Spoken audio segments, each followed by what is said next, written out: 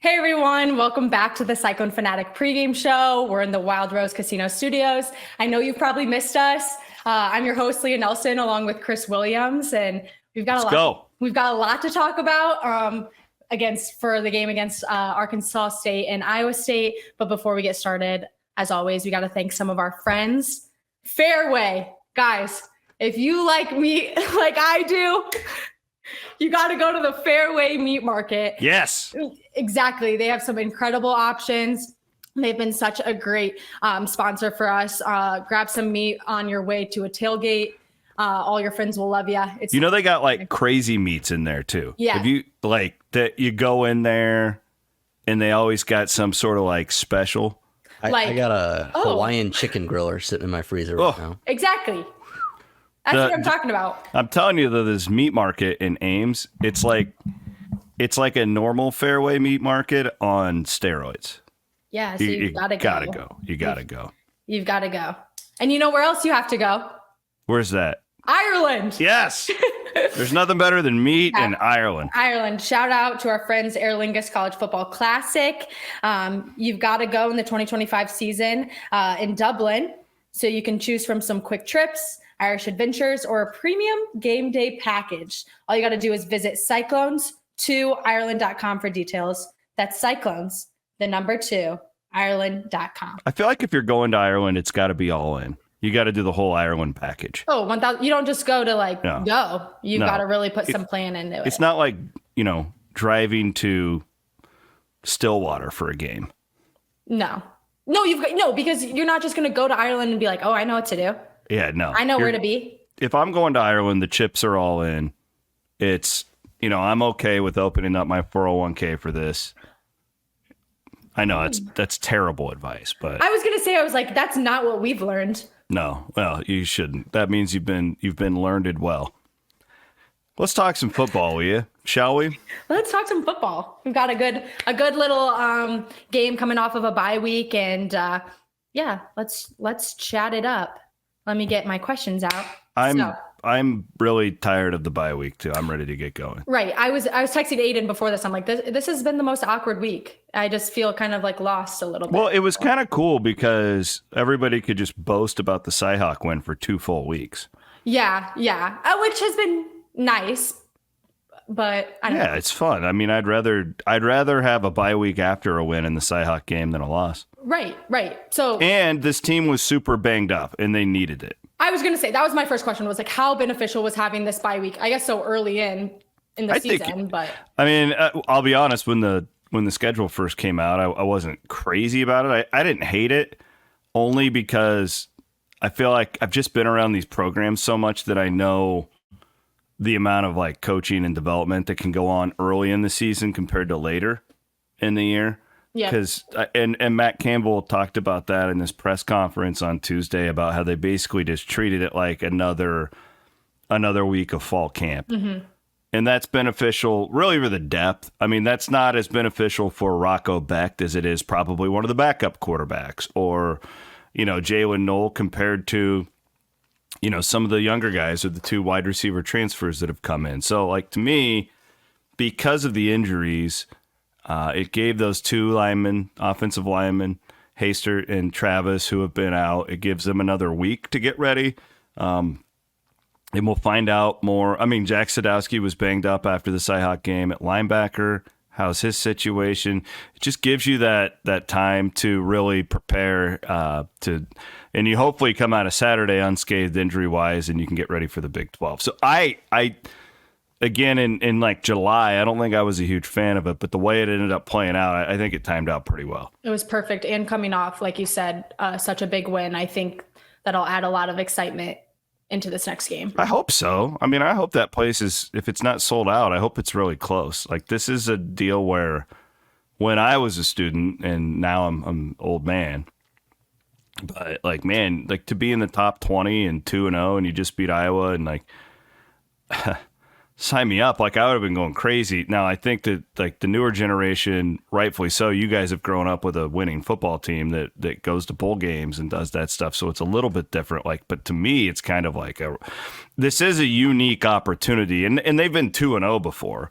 Right. I've been 2-0 a lot, but I don't think Iowa State's been 2-0 at the time where you really think you can win the conference. That's the difference with this year is like there are a lot of those Campbell teams like 17, like where you start off well. Actually, they haven't beat Iowa that much. So Campbell hasn't been 2-0. Only 2 times. The last time they went 4-8. But that 4-8 team, I never felt like could be a threat to win the Big 12 conference ever. It was like, oh, they beat Iowa and hopefully they can get to 7-5. This is you beat Iowa, and I hope that they go 11-1 and play in a college football playoff. So it's very different. Yeah. For people that don't know anything about Arkansas State, what could they expect on Saturday?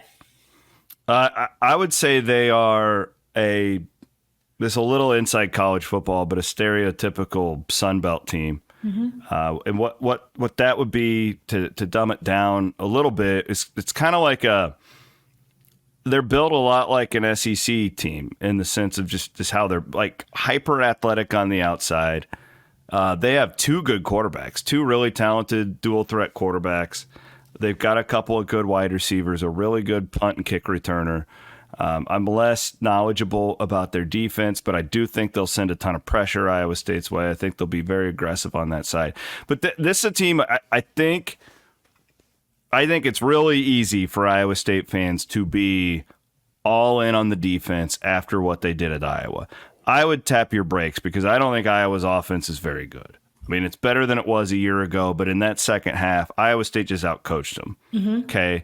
And I think that this team has enough weapons and enough athleticism on the outside where they could test Iowa State's young linebackers, and I'm okay with that. Like, I'm totally okay with that. I think Arkansas State could score a few points and keep this one closer than what most people think, just because they got really good athletes. But at the end of the day, I mean, Iowa State should wear them down. Like, this should be a little bit like Iowa's game against Troy last week. A lot of people are watching that. Another Sun Belt team, that type of team. Hopefully Iowa State's not losing at halftime like Iowa was. But all these teams they have enough athletes. They're dangerous enough where they can get you on the outside. The hope is, and if Iowa State's the team that we think they are, that this should be a total snoozer in the fourth quarter. And if it is, will Matt Campbell bring in some, second string quarterbacks, players? I think so. Yeah. Who do you want to see, or who do you hope you see? I hope that's the case. I hope that this is a lot like week 1, only in the sense of where Matt's just trying to run out the clock at the end of the game. And I'm guessing he will. But having said that, I hope that it's more comfortable than week 1 was, where they couldn't really do what you're talking about, right? Right. And, the one thing I would like to see is the wide receivers, a lot of good young wide receivers. I don't need to see a lot from Jaden Higgins and Jalen Knoll to know that I'm in football love with those guys. They're freaking awesome, right? Like, I don't need to see more of them. But they're young tight ends and young offensive players. I'd love to see get some reps. I want to see a backup quarterback, J.J. Cole or Connor Moberly, whoever that might be. Maybe we'll see them both. And, defensively, this is a bad answer, but I want to see these young linebackers just get more reps, the guys that are out there. I want to see more of Cale Brazina is going to be going over against a completely different team than he was against Iowa. Iowa, very power-oriented. You know what they're going to do. I mean, this team is very different. It challenges you in a different way than Iowa does. So that'll be a good learning experience for Cale out there. There's a lot of these guys in the secondary who we saw last year who just need more reps to keep getting better. Jamison Patton comes to mind. Jontez Williams at corner. I want to see more of him. Guys like that. And then on the defensive line, I mean,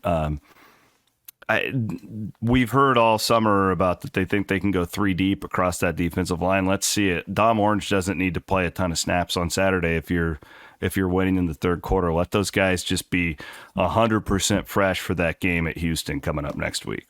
Yeah. Want to thank a couple more sponsors here. My boys over at Centurion Stone of Iowa. Thanks to Judd. Man, I know the entire staff at Centurion Stone of Iowa. Judd, Joe, B. Laz, my girl Stacy. I hired them, I think it was 2 or 3 years ago, to do the fireplace up in my living room. Completely changed the entire look of my house. Do we have a picture of it yet? I do. Actually, Aiden, we'll have to pull this. Well, for next week, I did a commercial for them last year where I videographed it or whatever. I videotaped it. We don't tape things anymore. My daughters have been watching Funniest Home Videos, by the way, like the old ones from like the 90s. It's been a new family thing. But these guys at Centurion Stone of Iowa, love them. Really good people. They do a lot of good patio stuff too. So if you're wanting to put some money into your patio, you know, grills, like the fireplaces outside, all of that good stuff. They're just fantastic.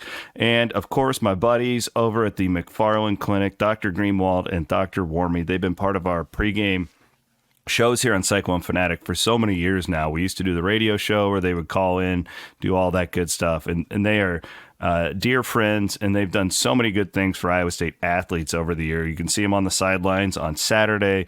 And Dr. Warmy, I can say this, but he's been working on my shoulder. Yeah. He can't say that because of the whole but I can say it. Right. If I want to tell people, I go to Dr. Warmy. He has been helping me with the shoulder. So is it from getting old or just like? I had surgery, old football injury from when I was a kid, and just now I'm old. Now I'm old, and there's scar tissue and that. No. Well, at least you're have the best help. So I got the best, Dr. Warmy and Dr. Greenwald, the doctors on the sidelines from the McFarland Clinic with the Cyclones. All right, Leah, what else you got for me? Fire away. Let's just do some score predictions. Okay. I actually have already given one to Randy Peterson over on Iowa Everywhere. Let me get this real quick because I want to make sure I'm consistent. I think that I'm picking this game to be closer than most people will. Okay. I have for my final score 34-17. Iowa State wins it. I like it, though. This is within the spread. It's like a 22-point spread. I think a lot of people are, again, they're picking blowouts here. And I think for the most part it will. Yeah. I don't think there'll be a point in this game where we are wondering who is going to win, if that makes sense. Mm-hmm. But I do think, knowing how Matt Campbell thinks, this process thing, this always be developing thing, to me, Matt looks at this as another opportunity to get my team ready for the Big 12. 1,000%. And I think that you're going to see more of that than, hey, let's try and drop 50 on these guys. Yeah. Because if Iowa State wanted to, they probably can. Just like they probably could have North Dakota. But I think that this is another good, because I tell you what, guys, the Houston game next week is a lot scarier now than it was 3 weeks ago. They've gotten a lot better. They have an elite young program, older coach who's a veteran, Willie Fritz, who worked wonders at Tulane, built that program up. And they played Oklahoma tough. They are playing everybody tough right now. And Iowa State's going to go into that game an 8-9 point favorite next week. And that is going to be a war down there in Houston. So this is in my opinion, if I'm a fan going into this game, and I get it, I'm a total geek when it comes to this stuff. I'm watching stuff that you guys, but watch offensive line rotations. Watch how they're moving the D line around. Watch the linebacker situations, because I think you're going to see this treated. Yeah, this is a football game that you are no doubt trying to win, but I hope that they can get up 2-3 scores and then start messing around a little bit and just make the football team better. Because I think right now, if you've been watching Big 12 football, Iowa State is definitely one of the top 4 teams. I don't know what the order is, but they are definitely one of the top 4 teams. And this is, again, another opportunity for the team to get better and the team to grow. I think that's how Matt will do it. And I think because of that,